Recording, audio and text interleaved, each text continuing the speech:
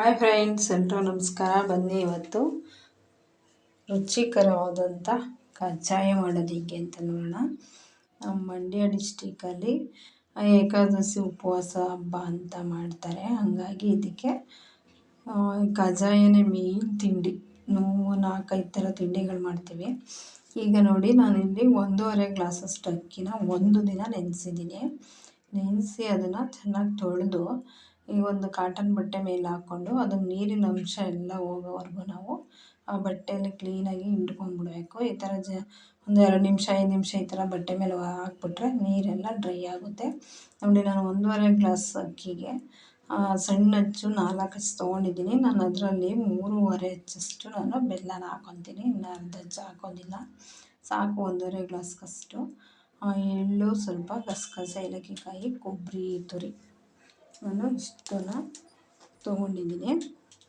Next ನಾವು ಈ ಅಕ್ಕಿನ ನೀರಿನ ಅಂಶ ಎಲ್ಲ ಹೋದ್ಮೇಲೆ ಈ ಥರ ಜಾರ್ಗೆ ಹಾಕ್ಕೊಂಡು ಪುಡಿ ಮಾಡ್ಕೊಬೇಕು. ಪುಡಿ ಮಾಡ್ಕೊಂಡು ಅದು ಜರಡಿ ಹಿಡಿತೀವಲ್ಲ, ಹಸಿಟ್ಟು ಜರಡೀಲಿ ನಾವು ಹಿಡ್ಕೊಳ್ಳೋಕ್ಕಾಗಷ್ಟು ನಾವು ಈ ಥರ ಪುಡಿ ಮಾಡ್ಕೊಬೇಕು.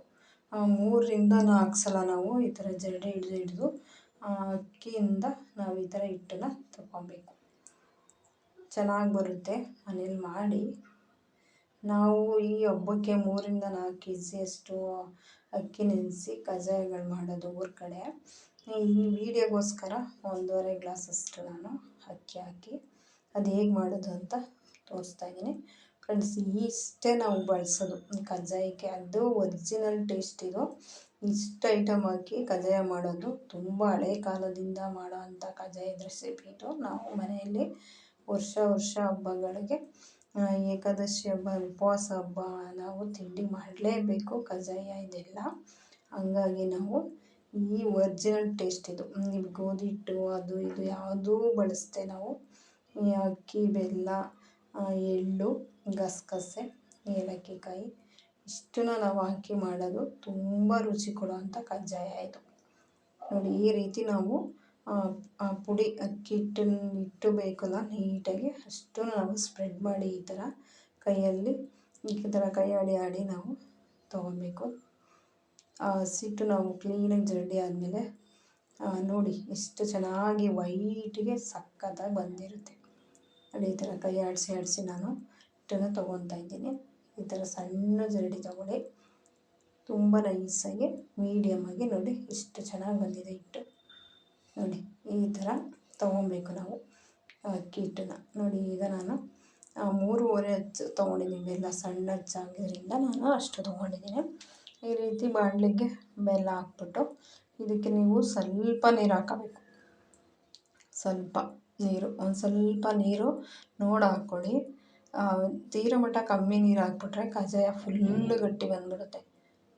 ಹಂಗಾಗಿ ನಾವು ನೀರು ಹಾಕೋಬೇಕಾದ್ರೆ ನೋಡಿ ಹಾಕೋಬೇಕು. ನೋಡಿ, ಸ್ವಲ್ಪ ನೀರು ಹಾಕಿದ್ರೆ ಸಾಕು. ಬೆಲ್ಲ ತೊಗೋಬೇಕಾದ್ರೆ ಫ್ರೆಂಡ್ಸ್ ಈ ಥರ ಚೆನ್ನಾಗಿರೋ ಬೆಲ್ಲ ನೋಡಿ ತೊಗೊಳ್ಳಿ. ಕಜ್ಜಾಯ ಕೂಡ ತುಂಬ ಚೆನ್ನಾಗಿ ಬರುತ್ತೆ, ಟೇಸ್ಟಿಯಾಗಿ. ಕಲ್ಲರು ನೋಡೋಕ್ಕೆ ತುಂಬ ಚೆನ್ನಾಗಿ ಬರುತ್ತೆ. ಹಾಗಾಗಿ ಬೆಲ್ಲ ಕೂಡ ಚೆನ್ನಾಗಿರೋದ ತೊಗೋಬೇಕು ನಾವು.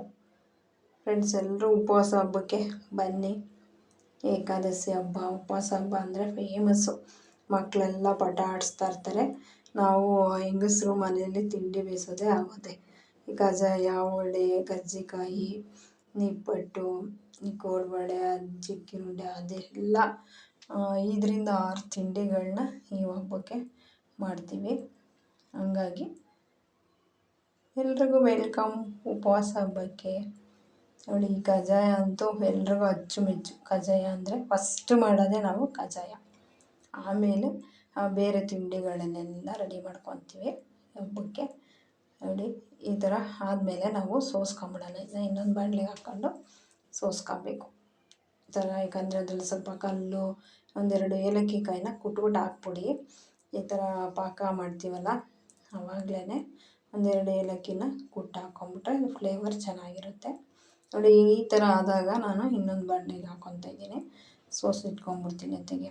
ಏನೋ ಗಲೀಜಿದ್ರೆ ಗೊತ್ತಾಗ್ಬಿಡುತ್ತೆ. ಬೆಲ್ಲ ಚೆನ್ನಾಗಿತ್ತು, ಆದರೂ ಕೂಡ ತಿನ್ನಬೇಕಾದ್ರೆ ಏನೂ ಸಿಗೋದು ಬೇಡ, ಕಲ್ಲು ಏನಾದರೂ ಇದ್ದರೆ ಅಕಸ್ಮಾತ್ ಅಂತ ಈ ರೀತಿ ನಾವು ಸೋದಿಸ್ಕೊಂಬಿಟ್ರೆ ಬೆಸ್ಟು.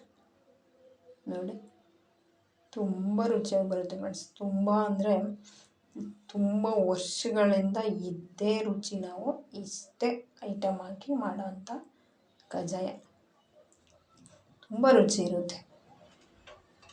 ನೀವು ಒಂದ್ಸಲ ಮನೆಯಲ್ಲಿ ಮಾಡಿ, ಏನು ಕಷ್ಟ ಅನಿಸೋದಿಲ್ಲ.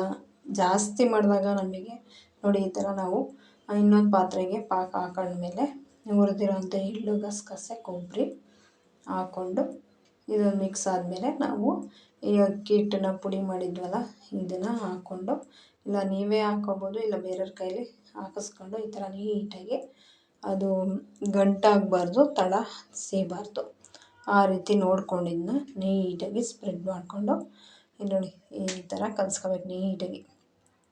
ಅದು ಕರೆಕ್ಟಾಗಿ ಬರುತ್ತೆ ಫ್ರೆಂಡ್ಸ್. ನಾವು ಸ್ವಲ್ಪ ತೆಳು ಪಾಕ ತೊಗೊಂಡ್ರೆ 1 ದಿನ ಅಥವಾ 8ರಿಂದ 9 ಅವರ್ ಬಿಡಬೇಕು ಕಜ್ಜಾಯ ಮಾಡೋಕ್ಕೆ.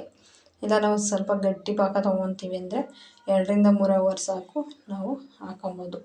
ನಾನು ತೆಳು ಪಾಕನೇ ತೊಗೊಂಡಿದ್ದೀನಿ, ಕಜ್ಜಾಯ ಗಟ್ಟಿ ಆಗಬಾರ್ದು.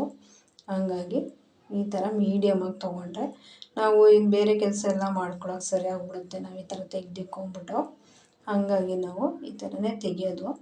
ಜಾಸ್ತಿ ಗಟ್ಟಿ ತೊಗೊಂಬಿಟ್ರೆ ಏನಾಗುತ್ತೆ, ಕಜ್ಜಾಯ ಫುಲ್ಲು ಗಟ್ಟಿ ಬಂದುಬಿಡುತ್ತೆ, ತಿನ್ನೋಕ್ಕೆ ಆಗೋಲ್ಲ, ಆ ಥರ ಆಗುತ್ತೆ. ಹಾಗಾಗಿ ನಾನು ಈ ಅಳತೆಲೆ ತೊಗೊಳ್ಳೋದು. ಇದನ್ನು ನಾನು 1 ದಿನ ಬಿಟ್ಬಿಡ್ತೀನಿ, ಚೆನ್ನಾಗಿ ಬರುತ್ತೆ. ಆಮೇಲೆ ಮಾಡ್ಕೊಳ್ಳೋದು ಕಜ್ಜಾಯನ. ನೋಡಿ ಇವಾಗ ನಾನು ಒಂದು ಬಾಣಲೆ ಇಟ್ಟಿದ್ದೀನಿ. ನಾನು ಸ್ವಲ್ಪ ಮಾಡಿರೋದ್ರಿಂದ ಚಿಕ್ಕ ಬಾಣಲೆಯಲ್ಲೇ ತೋರಿಸ್ತಾಯಿದ್ದೀನಿ. ನೋಡಿ ಎಣ್ಣೆನೂ ಸ್ವಲ್ಪನೇ ಹಾಕ್ಕೊತಾ ಇದ್ದೀನಿ. ಈ ಥರ ಎಣ್ಣೆ ಚೆನ್ನಾಗಿ ಬಿಸಿ ಆಗಲಿ ಫ್ರೆಂಡ್ಸ್. ಆದಷ್ಟು ವೀಡಿಯೋಗಳು ನೋಡಿ ನಮ್ಮವು ಸಪೋರ್ಟ್ ಮಾಡಿ, ಹೇಗಿತ್ತು ಅಂತ ತಿಳಿಸಿ, ಸಬ್ಸ್ಕ್ರೈಬ್ ಮಾಡಿ ಫ್ರೆಂಡ್ಸ್. ಆದಷ್ಟು ವೀಡಿಯೋಗಳು ಲೈಕ್ ಕೊಡಿ, ನೋಡಿ. ನಿಮ್ಮ ಪ್ರೀತಿ ನಮಗೆ ಸದಾ ಹೀಗೆ ಇರಲಿ. ಮಂಡ್ಯದ ಹೆಣ್ಮಗಳು ಆರೈಸಿ ಬೆಳೆಸಿ. ಆದಷ್ಟು ರೈತರಿಗೆ ನೀವು ತುಂಬ ಸಪೋರ್ಟ್ ಮಾಡಬೇಕು ಫ್ರೆಂಡ್ಸ್. ನಾವು ಎಲ್ಲ ಕೆಲಸಗಳು ಮಾಡಿ ಈ ಒಂದು ಮಧ್ಯದಲ್ಲಿ ನಾವು ವೀಡಿಯೋಗಳನ್ನ ಮಾಡ್ತಾಯಿರ್ತೀವಿ. ಸಪೋರ್ಟ್ ಮಾಡಿ ಫ್ರೆಂಡ್ಸ್. ನೋಡಿ ಈಗ ಅದಕ್ಕಾಗಿದೆ. ಈಗ ನಾವು ಎಣ್ಣೆ ಕಾದಿರುತ್ತಲ್ಲ, ಒಂದು ಕಾಟನ್ ಬಟ್ಟೆ ಕೈಯಲ್ಲಿ ಇಟ್ಕೊಂಡ್ಬಿಟ್ಟು ನೋಡಿ ಈ ಥರ ತೊಟ್ಟಿ, ನಿಮಗೆ ಯಾವ ಥರ ಬೇಕೋ ಆ ಥರ ತೂತು ಮಾಡಾದರೂ ಹಾಕಿ, ಇಲ್ಲ ಹಾಗೇ ಅಗಲವಾಗಿ ಹಾಕಿ, ಚಿಕ್ಕವಾಗಿ ಹಾಕಿ, ಕಜ್ಜಾಯ ಚೆನ್ನಾಗಿ ಬರುತ್ತೆ, ಏನೂ ಆಗೋಲ್ಲ. ಕಿತ್ತೋಗೋದು, ಒಡೆದೋಗೋದು, ಪುಡಿ ಪುಡಿ ಥರ ಆಗೋದು ಆ ಥರ ಯಾವುದೂ ಆಗೋಲ್ಲ ಫ್ರೆಂಡ್ಸ್. ನೀವು ಹೊಸ್ದಾಗಿ ಕೂಡ ಮಾಡೋರು ಈ ಕಜ್ಜಾಯನ ಮಾಡ್ಬೋದು, ಅಚ್ಚುಕಟ್ಟಾಗಿ ಮಾಡ್ಕೊಬೋದು. ನೋಡಿ ಈ ಕಲರು ಚೆನ್ನಾಗಿ ಬಂದಿದೆ, ಬ್ರೌನ್ ಕಲರಿಗೆ ಕಜ್ಜಾಯ ಸೂಪರಾಗಿತ್ತು. ನೀವು ಒಂದು ಸಲ ಮಾಡಿ ರುಚಿ ಹೇಗಿತ್ತು ಅಂತ ತಿಳಿಸಿ. Thank you for watching.